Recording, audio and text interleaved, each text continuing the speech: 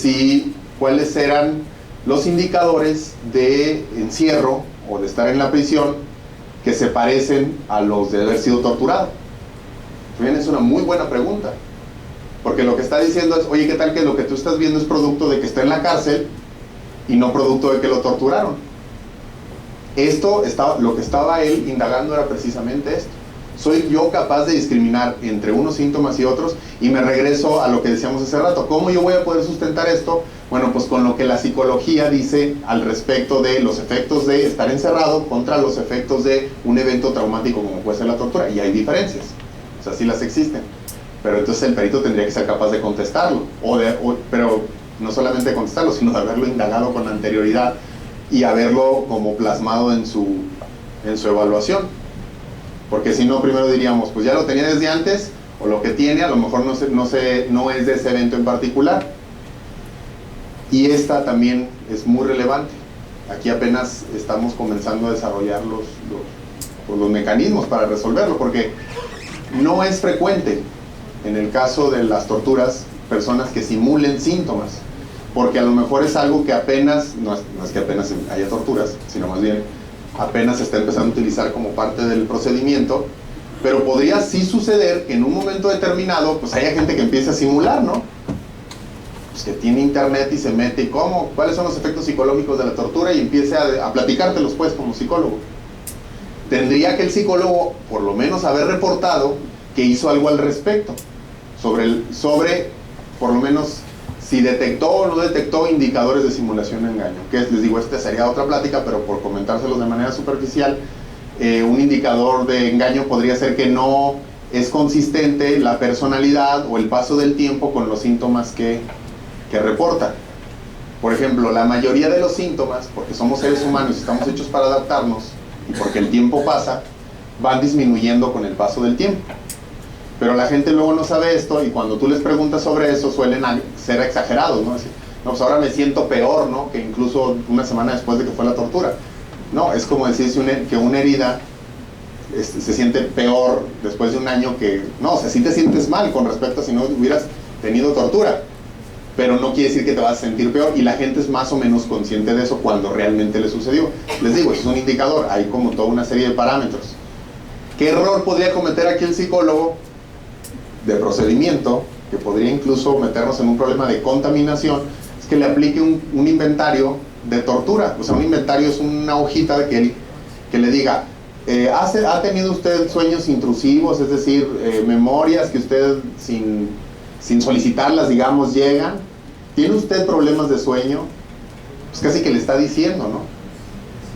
Y el otro, no, sí, claro. O si me torturaron, efectivamente, ¿no?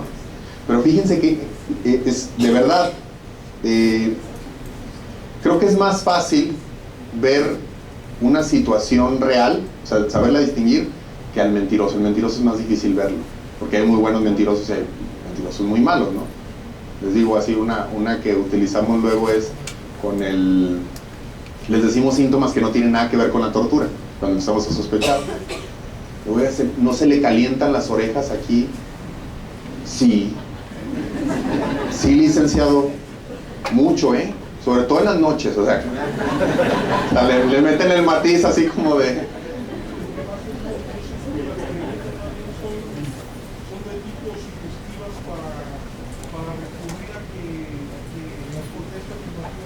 Sí, tendríamos que hacer exactamente.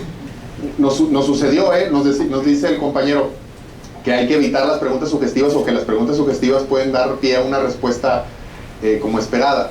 Y efectivamente, las primeras veces que hicimos evaluaciones, como hay lo que se llama la estructura de que es como el mini mental, donde tú les vas haciendo preguntas, que es un manual estadístico. Pues llega un punto en donde, si quieres salir bien, por ejemplo en los casos que no tienen que ver con esto que estamos hablando de paternidad, ¿usted tiene problemas psicológicos? No. ¿Usted ha tenido insomnio? No. O sea, es la persona más sana psicológicamente del mundo, porque lo único que tienen que hacer es contestar no a todo. Obviamente, entonces aquí la entrevista es lo más importante, y obviamente la pericia del que lo está haciendo, pero que la pericia esté fundamentada en una metodología, no puede ser nada más, a ver, pues platíqueme, dígame. Por ejemplo,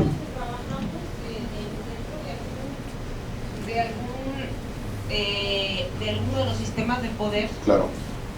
las evaluaciones son en ese sentido.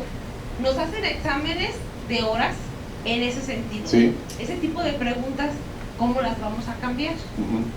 Sí, no, sí, no. Entonces, a veces decimos, ¿quién está más loco? ¿El que nos hace las preguntas o el que las contesta?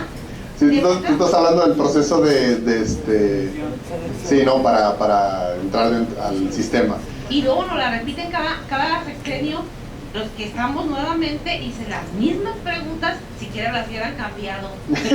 Hasta ya te las llegas a aprender, pero van en ese sentido, sí, subjetivamente, para contestación, ¿no? Son algunos de los mira, nos ha tocado participar en capacitación para personas que trabajan, por ejemplo, en estos centros de control y confianza. Sí son anotaciones que hacemos, ¿no? Desde el colegio les hemos dicho, oigan, no apliquen primero las pruebas psicológicas y luego después entrevisten, porque es un sinsentido metodológico. Porque ¿dónde está tu hipótesis a la hora de que aplicaste estas pruebas? Es como si llegaras con el médico y tú llegaras, no, fíjate, y te digas, primero vaya al laboratorio y hágase todas las pruebas que usted quiera, viene conmigo, yo las veo y luego le pregunto cómo se siente. No tiene ningún sentido. O sea, la idea es, pues no, ¿para qué estamos aplicando pruebas porque es a lo loco, pues? Porque tenemos esas pruebas y nos salen baratas y las aplicamos en computadora. Es que a veces la burocracia así es. Pero bueno, lo que voy es, nosotros deberíamos los psicólogos, tener el entendimiento metodológico para poder cuestionar eso o para poder construir protocolos que subsanen esos problemas, y el abogado debería, precisamente a partir de estos diálogos, tener los elementos para poder cuestionarlo, ¿no? Yo digo que una va a crecer a partir de la otra, ¿no? O sea, a partir de que el abogado conozca más al respecto y nos cuestione más a los psicólogos, nos obliga más a los psicólogos a decir, a ver, no, espérame, ¿qué estoy haciendo?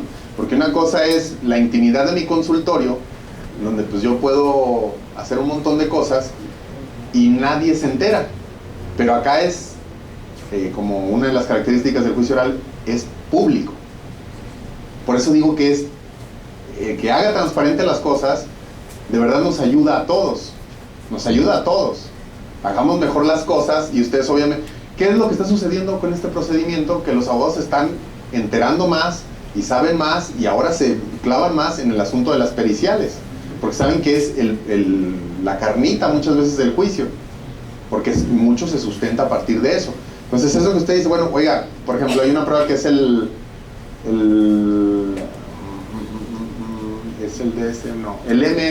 MMPI, el 2, que es de personalidad. Se supone que hay una constancia, se supone que la personalidad pues es algo constante, y a veces a los policías se los aplican cada 3 o 6 meses. ¿Qué están viendo? ¿Que su personalidad cambie? Pues en teoría no debería de cambiar. Por eso se llama, si cambia, entonces no era personalidad lo que midieron inicialmente. Más bien, no están, pero aparte están gastando dinero que no deberían de gastar, que es lo que nos debería de preocupar. Cada que le aplican a un montón de policías el MMPI 2 otra vez, no sé, están viendo a ver si la prueba funciona, si en los policías en particular la personalidad, al contrario de la población, cambia. Lo están aplicando por un procedimiento de alguien. Yo quiero creer que hubo un psicólogo en ese procedimiento que dijo, oigan, no deberían de hacer eso, y hubo un jefe que le dijo, cállate, lo vamos a hacer. Esa es mi imaginación, pero a lo mejor ni siquiera el psicólogo se dio cuenta que eso es lo que más nos debería preocupar. Porque entonces, sí, dígame.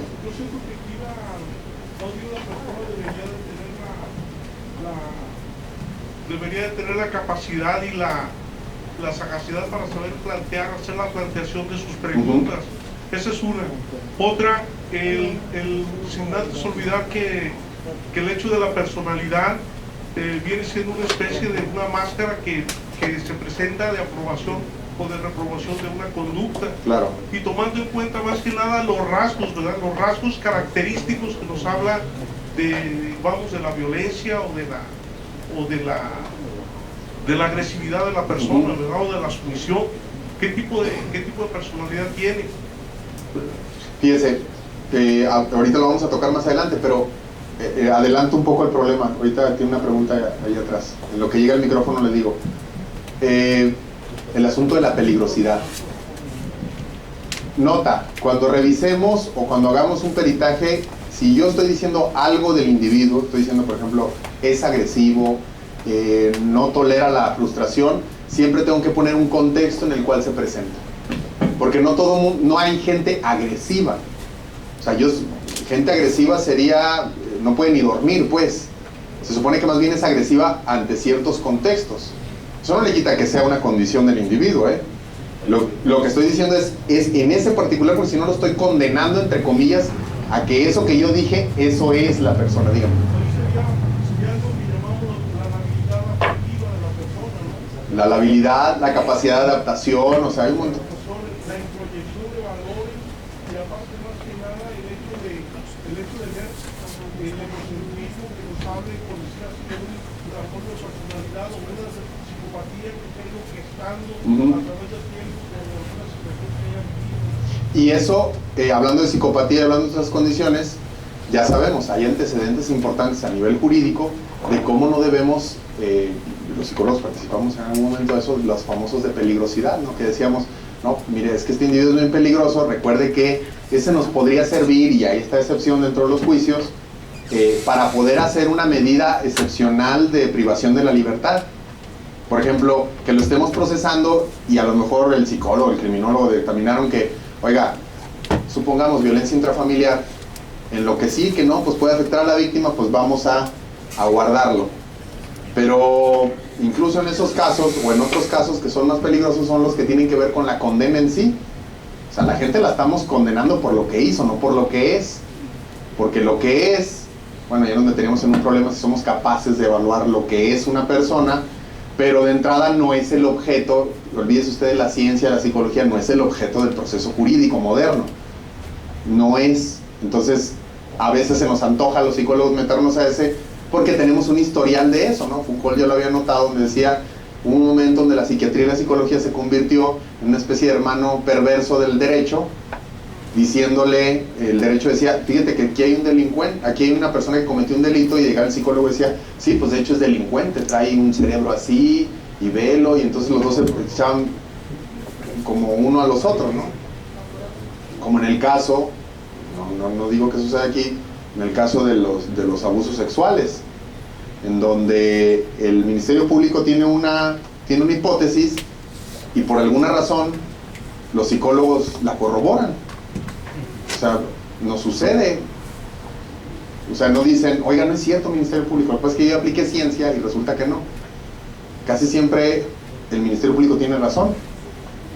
No debería de ser así, por probabilidad. O sea, estamos hablando de, el sistema tiene sus errores, pero se supone que el espíritu de los mecanismos nos van a ayudar a subsanarlos, digo. Perdón. Es que va una pregunta antes, déme chance de ahí atrás. Como guste, si gusta, como guste. Maestro, normalmente acaba de tocar un tema pues trascendente, ¿no? En cuestión de que la Procuraduría o el Ministerio Público, pues no que sea una fábrica de delitos, ¿verdad? Con los delincuentes, lo sabemos los litigantes que no es así, es una institución de buena fe. Sin embargo, no, definitivamente no que alguien diga lo contrario. Bien, igual nosotros, ¿no? Una fábrica de defensa, ¿no? Sí. Bien, de inocentes, ¿no? Claro, dentro de ella, es más, cuando no nos pagan nos vemos medio culpable, cuando ya obtenemos una gratificación de honorarios, pues ya lo empezamos a ver inocente. Mejor, más guapo. Sí, normalmente la Procuraduría realiza a través del Departamento de Psicología algún dictamen psicológico para la personalidad de la persona, del inculpado, del presunto responsable, del señor Juan Pérez, ¿verdad? Por la conducta, dice, vamos, en un delito X. Manda específicamente un delito de trata de personas, vamos a suponer. En este delito mandan a evaluar a las ofendidas, ¿verdad? Y el departamento psicológico hace el dictamen, hace su pericial, ¿verdad? Y determina lo mismo que había dicho el Ministerio Público, la afectación psicológica de las muchachas, etcétera, etcétera, por lo que fueron tratadas, ¿verdad? Entonces, como defensa, llevamos a un psicólogo profesional, dedicado a periciales, dedicado a esto, ¿verdad? no de manera general como se pudiera tratar en la Procuraduría. Y dice, me doy cuenta que el examen realizado a las ofendidas, pues es un examen general, no específico para determinar la personalidad de que se está dañando o no. Mi pregunta directamente es esta: yo puedo, usted como experto, yo puedo llevar un psicólogo no para hacer una prueba pericial de las ofendidas, sino para que manifieste que el dictamen que se hizo no es el idóneo para determinar, ¿sí?, la personalidad, porque el examen que estás haciendo es general. Ahora, un segundo cuestionamiento: ¿cuál sería, cómo se le llamaría a este ofrecimiento? Ahí le va. Sí, señor. Ahí le va, mire. Estamos hablando, pero cuando estamos hablando del juicio oral, pues lo lleva como asesor técnico para que le ayude en el interrogatorio. Juicio oral. Cuando estamos en el juicio oral, lo que hay que hacer es, pues llévatelo como asesor técnico, pero no vas a poder hacer como, digamos, el pronunciamiento de como tal, pues, o sea, porque tendría que ser desde una instancia diferente. Lo que yo he visto como sucede es esto, porque en el juicio anterior, en algunos estados, sobre todo en Querétaro, sí te permitían ese tipo de dictámenes, incluso como dictámenes de análisis del dictamen, pero luego el juez decía, es que el metaperito soy yo. O sea, y ahí como que nos metíamos en ese problema. Entonces lo que se hacía es que se ofrecía una prueba pericial, y dentro de esa misma prueba pericial se presentaban luego algunos puntos, porque, ¿con qué justificación? Le explico. Porque, por ejemplo, si yo voy a hablar de un individuo, cómo lo ha afectado, digamos, el daño o el supuesto daño a través del tiempo, algo que a mí me sirve para poderlo determinar serían evaluaciones psicológicas que se le hayan hecho.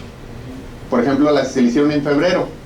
Y bueno, pues las que se le hicieron en febrero fueron las que hizo el otro psicólogo. Entonces a mí me sirven como un referente. Entonces a la hora de que yo lo refería, a lo mejor decía, pues es que no me sirven para este sentido porque presentan estas condiciones. De hecho, ese fue el caso que se presentó en el que le comentaba, donde hubo varios peritos, porque en total éramos como 11 o 12 peritos. Y a partir de este tipo de presentación de pruebas se eliminaron a 5. O sea, el juez dijo, efectivamente los puntos que se están estableciendo aquí no cumplen, son algo muy similar a lo que tú dijiste, es una evaluación general, no específica, no me está respondiendo las preguntas y los procedimientos no son científicos y ya ni siquiera los voy a tomar en cuenta para la junta de peritos. En el caso de los juicios orales, que es el que nos trae ahora hoy, es pues llevarlo como un asesor técnico, hacerle las preguntas así tal cual técnicas y metodológicas, y llevarlo a que de alguna manera pues nos diga, porque debería tener esta honestidad profesional, a decir, no, pues es que lo que yo apliqué fue una cuestión general, no fue una cuestión específica. Y es como yo he visto que funciona, porque de otra manera sería un argumento dentro de un litigio para una prueba pericial, y lo mejor tiene que ver con, recuerde, el proceso adversarial. Iba a comentar algo su compañero.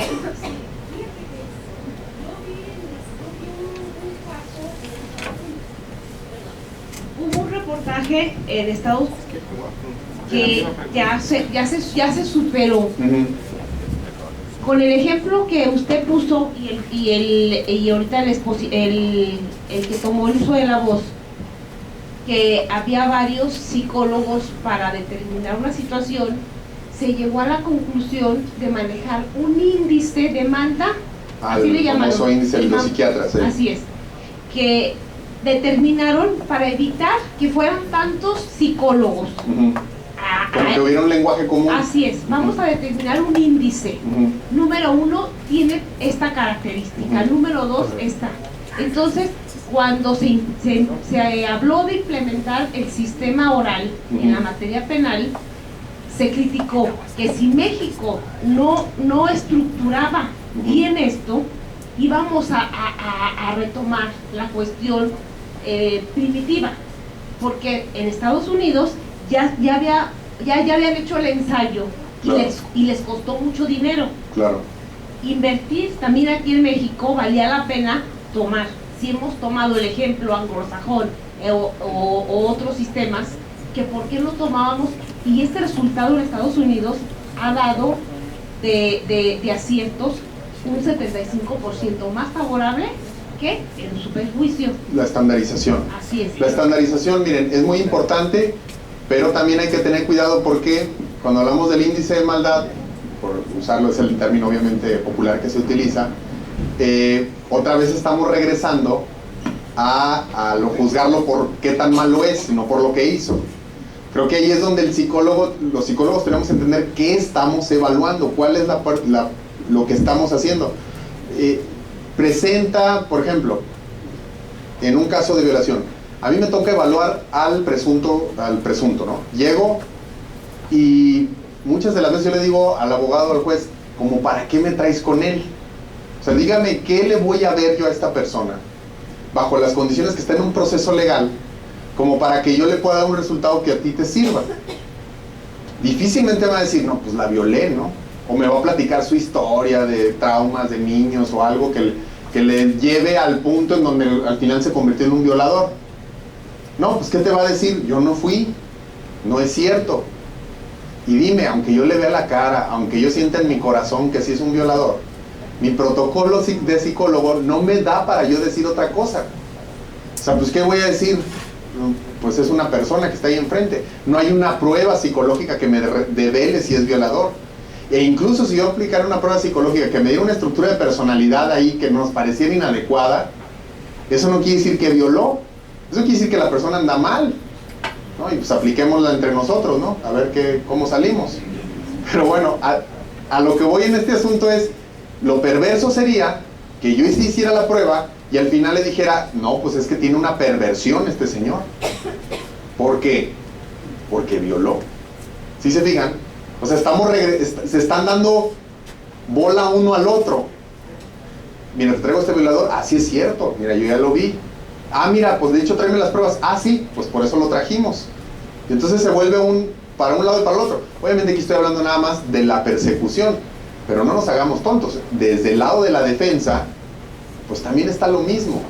O sea, psicólogos, y eso sucede más en mi ámbito, que pues dicen básicamente, o sea, hay desde el psicólogo que tú dime qué le pongo, hasta el psicólogo que pues le da el abogado lo va guiando y el otro sí le va poniendo. Yo, por ejemplo, tengo una regla: el abogado no va a ver el peritaje hasta que esté ya en el juzgado.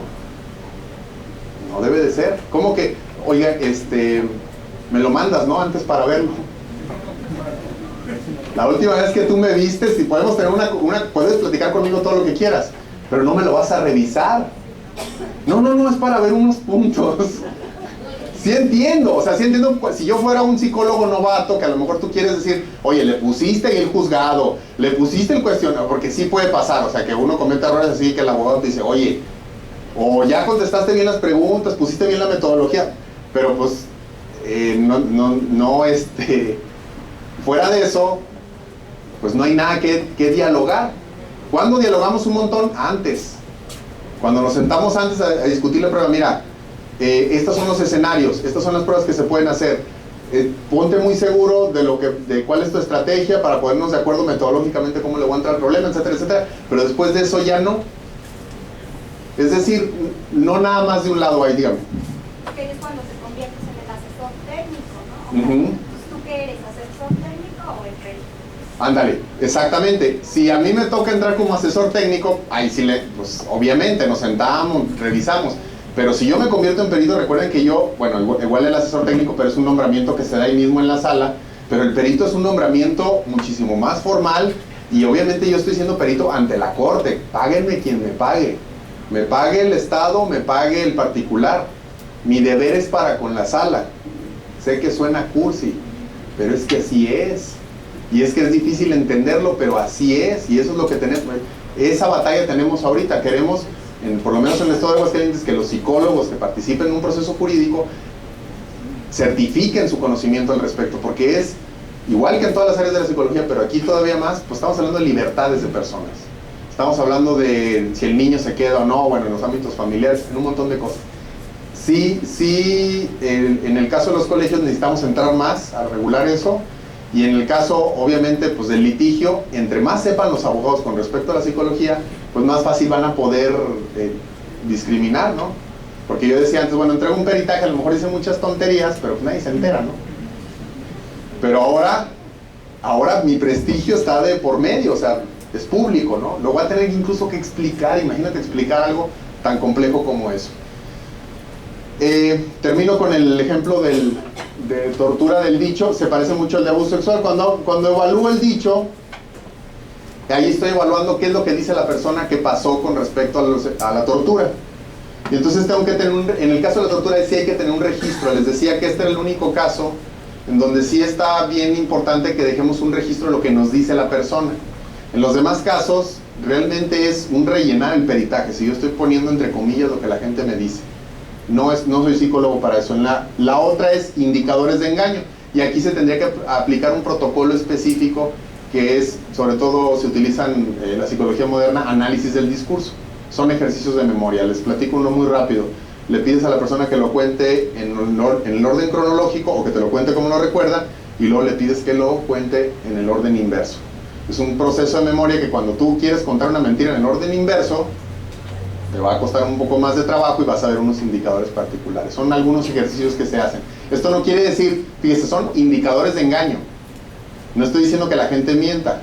Lo único que estoy diciendo es que sí se vieron indicadores de engaño que me afecta la confiabilidad de mi prueba. O sea, que yo le digo, bueno, al final sí resultó que dice que lo torturaron, pero encontré indicadores de engaño. Y la valoración del testimonio tendrá que ver con el análisis general que se haga de esto. Y finalmente quisiera hablarles de cómo la implicación del abuso sexual. Me gusta este ejemplo para lo de los juicios orales, aparte porque es un tema que estamos tratando de hablarlo en cada foro que tenemos. El asunto de los procedimientos de la cadena de custodia. En el caso del abuso sexual, por ejemplo en el caso de la tortura, pues muchas veces va a haber indicadores físicos o médicos, ¿no? En el caso del abuso sexual, por la naturaleza del evento, muchas de las veces no vamos a ver esto. O sea, el niño lo va a decir 3 meses después, o lo dice y luego van a denunciar mucho tiempo después y a lo mejor no va a haber evidencia criminalística, pues, o médica que sustente. Y entonces el dicho del niño va a ser lo más importante. Aquí es donde va la analogía. El dicho, entonces, se va a convertir en la prueba o se va a convertir en una evidencia que tiene que ser cuidada como con cadena de custodia, como si fuera una prueba criminalística. Ahorita explico cómo, digo. Sí, bueno, aquí en la situación del abuso sexual vamos a tener signos y síntomas de las lesiones, típicas, de un ataque agudo o de un ataque crónico, ¿verdad? Entonces ahí nos vamos a basar en ese tipo de lesiones, tanto genitales como extragenitales o paragenitales, ¿verdad? Entonces vamos a encontrar ahí los desgarros o las lesiones que pudieron haberle ocasionado. Sí, en el caso de la penetración es muy claro, ¿no?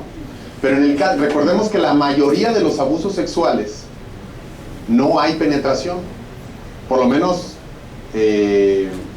incluso estoy hablando de los que no denuncian, pero incluso también estoy hablando de los que ya denuncian, porque hay una cultura de la denuncia mucho mayor a lo que había hace algunos años. Entonces ahora ya los niños saben y entienden qué es lo que está sucediendo. Entre paréntesis, si educamos a los niños sexualmente sobre cuáles son los límites de su cuerpo, culturalmente, les damos herramientas, importante, no vamos a evitar que los abusen sexualmente, pero sí vamos a aumentar la probabilidad de que denuncien, ¿no? O sea, quitemos este paradigma de que el niño de alguna manera va a tener herramientas.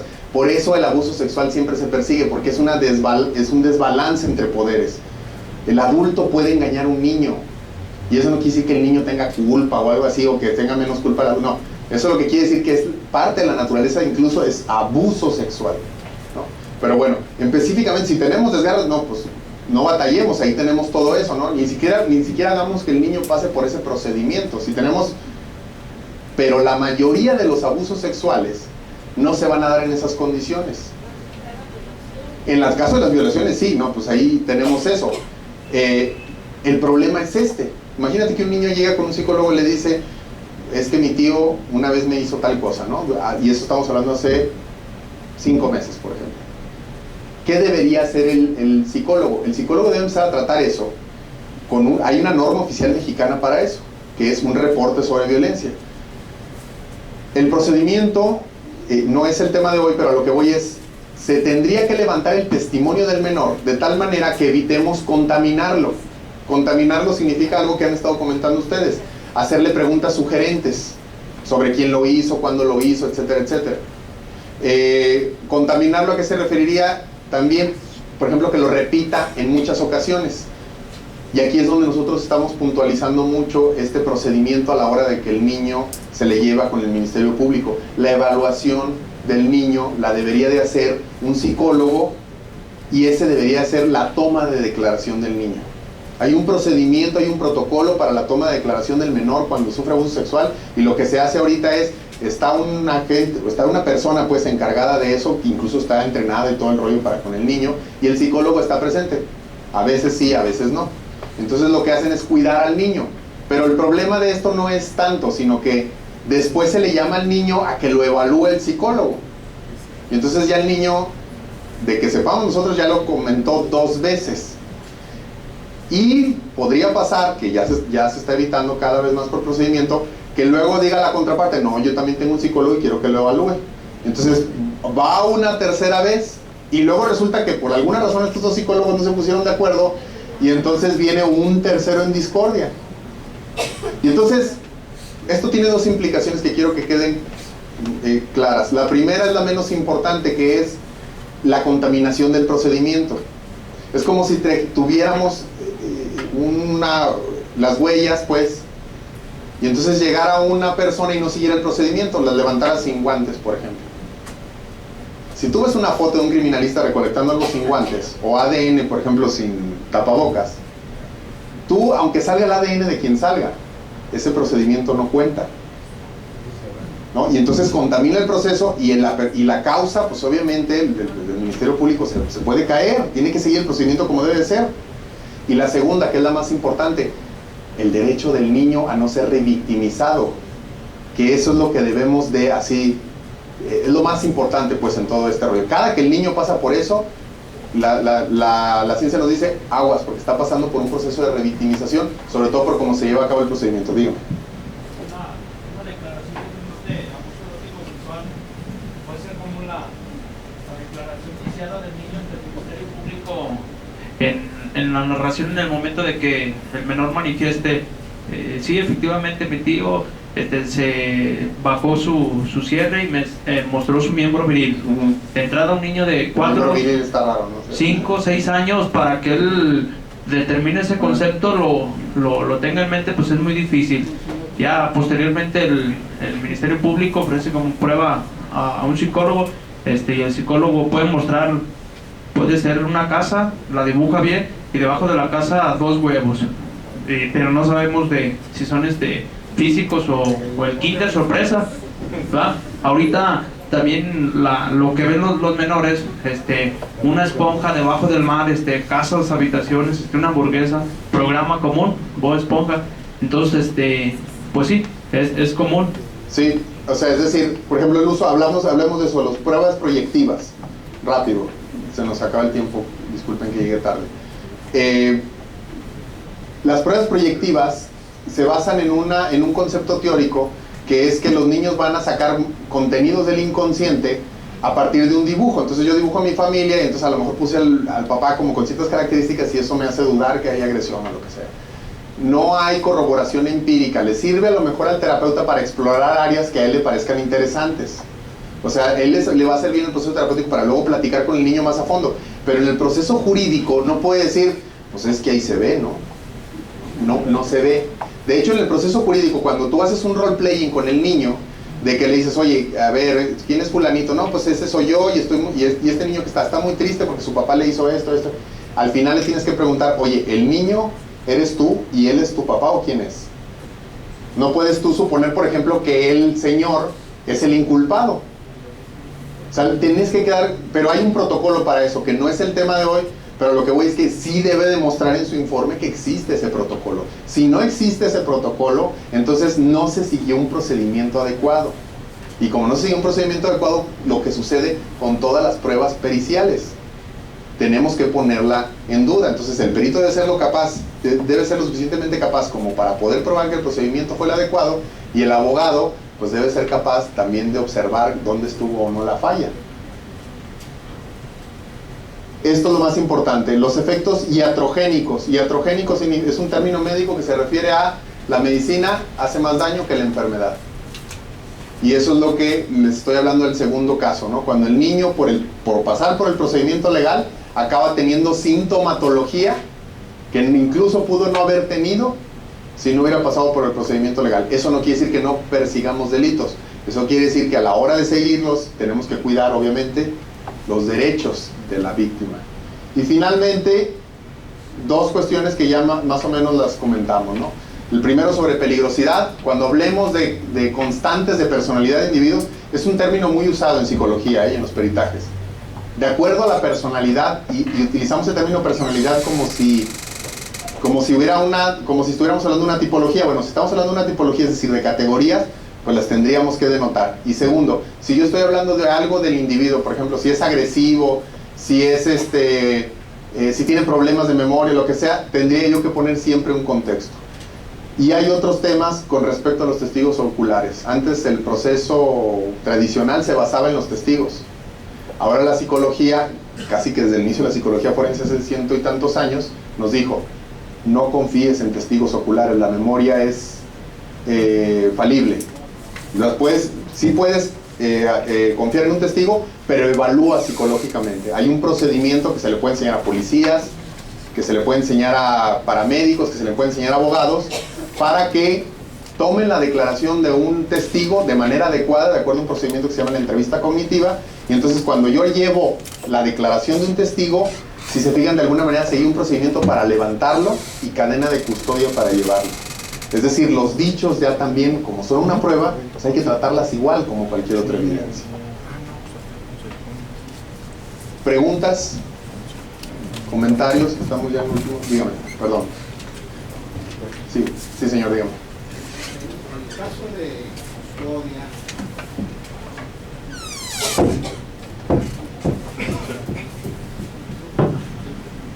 en el caso de custodia de una menor, hay una serie de pruebas, elementos probatorios que acreditan que la mamá, desde muy pequeña, 4 o 5 años, la niña lo recuerda, lo dice, siempre hubo una violencia intrafamiliar más allá de la corrección educativa, ¿no? Okay. Que es diferente. Y lo verifica la juez, 2 jueces diferentes del mismo juzgado, porque cambió, donde la niña va y dice: no quiero estar con mi mamá porque me pega desde chica, etcétera, etcétera. Hace un dibujo donde estaba aparentemente una señora y pinta una pistola y dice una bala. Entonces dice uno como abogado dice: yo no necesito ser un psicólogo para saber que está afectada la niña. Y luego, como los padres o el papá, que es quien tiene ahorita la custodia provisional, el papá no tiene para pagar una prueba psicológica más profesional, lo hace una psicóloga, no quiero hablar mal de las del DIF, pero es del DIF, y pone una serie de planteamientos ahí que la niña va a llegar a la adolescencia y entonces que va a necesitar la ayuda de la mamá y que una serie de cuestiones así medio raras, que incluso pues hay una norma específica que dice que el juez a su criterio dejará de lado la prueba psicológica que en un momento dado se practique si no le convence, ¿no? Sí, el metaperito otra vez, ¿no? Así es, ¿no? Está bien o está mal algo. Entonces, mi inquietud es que la prueba psicológica ha salido 2 veces relativamente a favor de la mujer, a pesar de todos los elementos probatorios que hay en su contra. Esto es con motivo de que, como decía usted, en el ámbito, es un ámbito de prueba psicológica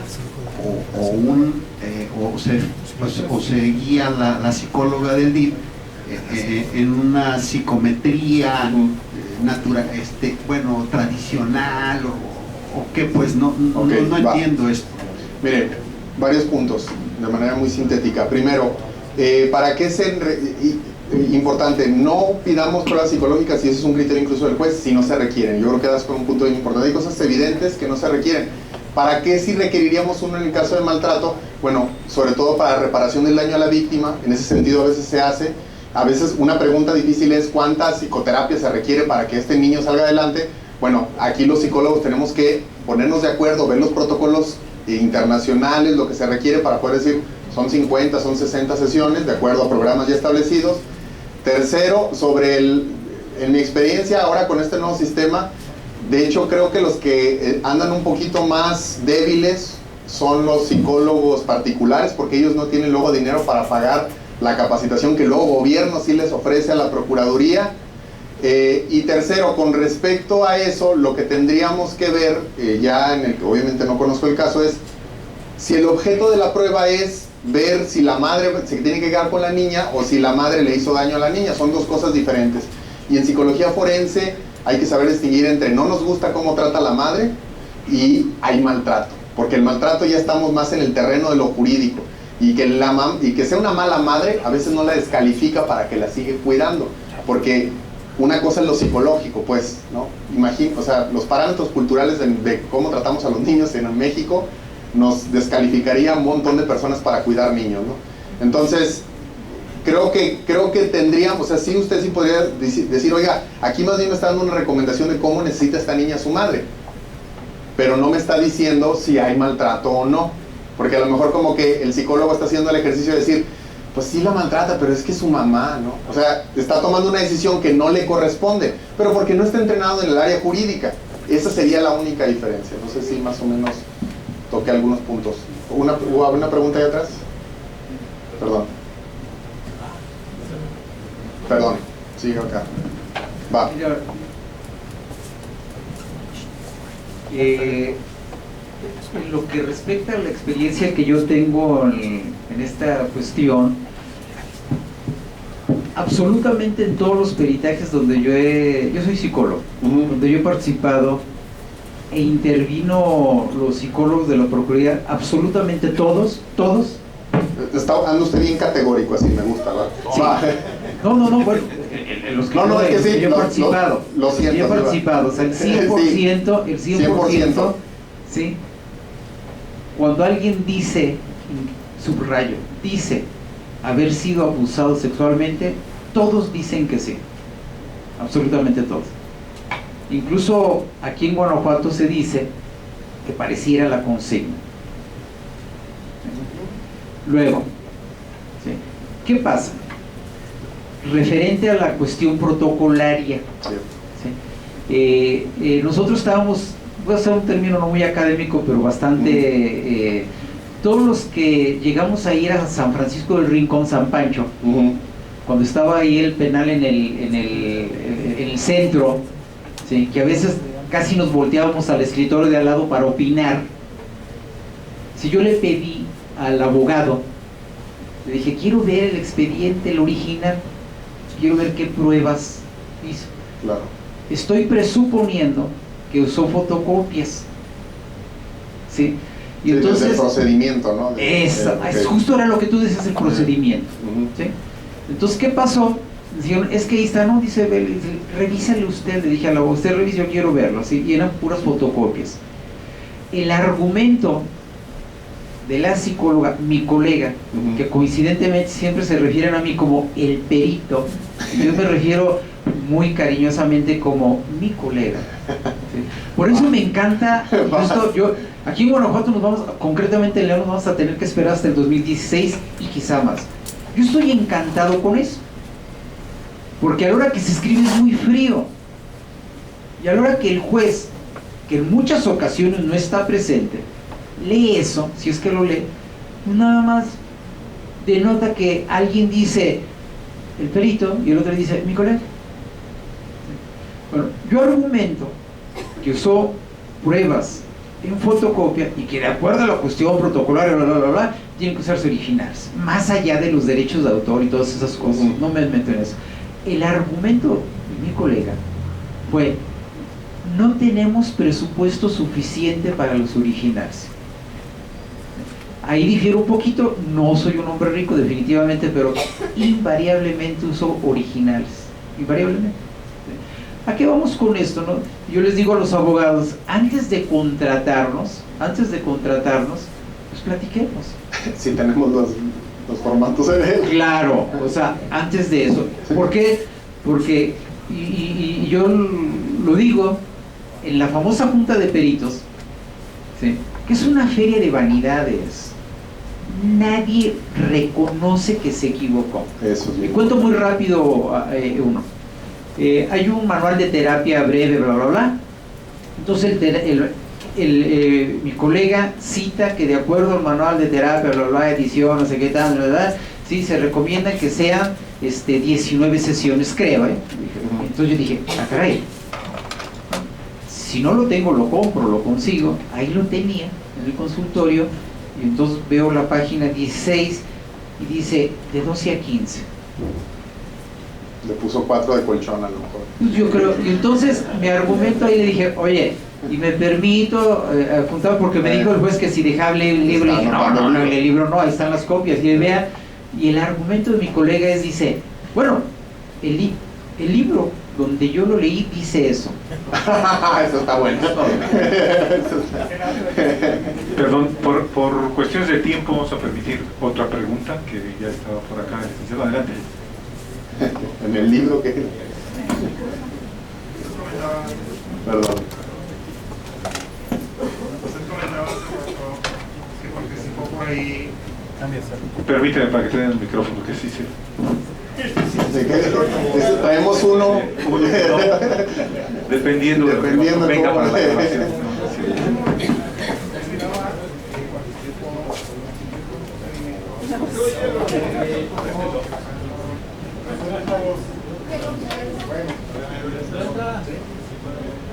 Usted comentaba hace rato que participó en un procedimiento Otra vez, ¿verdad? donde hubo 12 peritos. Sí. Ok. Ejemplificado usted en los delitos de abusos eróticos sexuales.